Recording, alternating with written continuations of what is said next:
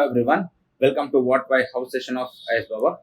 Today we are going to discuss some of the acts and the reports which have come up.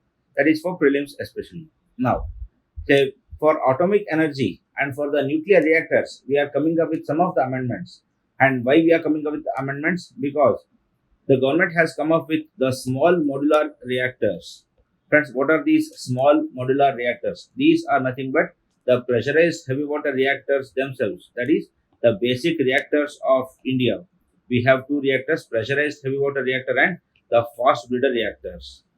As we move towards thorium from uranium, we'll get these two, and the last stage will be the thorium, as per Homi Bhabha's three-stage nuclear program.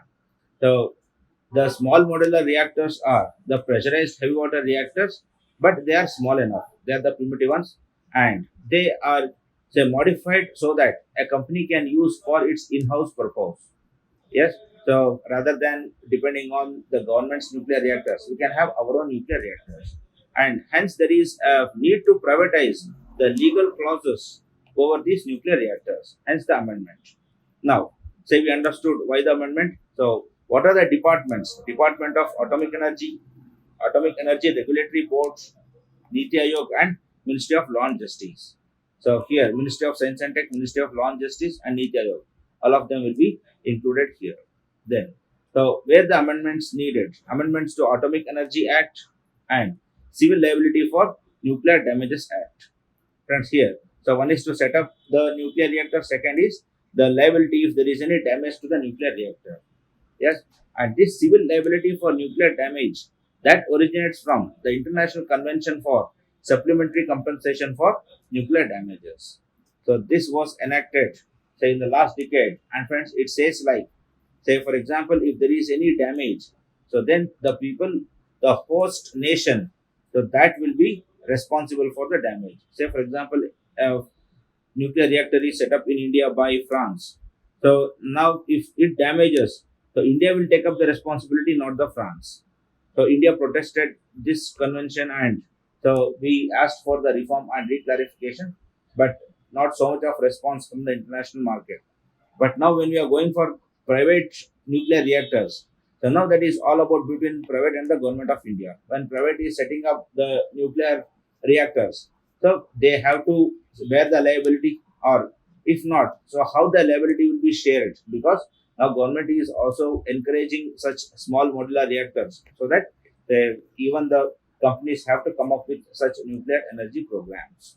Because recently in the last budget, the 2025-26 budget, we went for tripling the nuclear energies. So to that extent, it becomes important. Yes, then World Economic Forum has come up with the Global Risks Report 2020-25. That is, what are the risks? So for us, for prelims, we need not study the risk, what the report says, all those things. We only need to see the report is submitted by the World Economic Forum, the body. Now, what does the report say? Report identifies various threats, might be cyber threats or threats to the environment or threats to humanity or anything for that matter. And it has said that misinformation and disinformation, they are the major short-term threats. Yes, likewise. Then come to next, Arctic Circle. Friends, lots of politics is going on in Arctic Circle, like who controls, say, all these regions of the Arctic. So here mainly we have the Arctic Circle, the USA, Canada, Greenland, Iceland to some extent, the Norway, Sweden and Denmark, Finland and Russia. So they are taking care of this.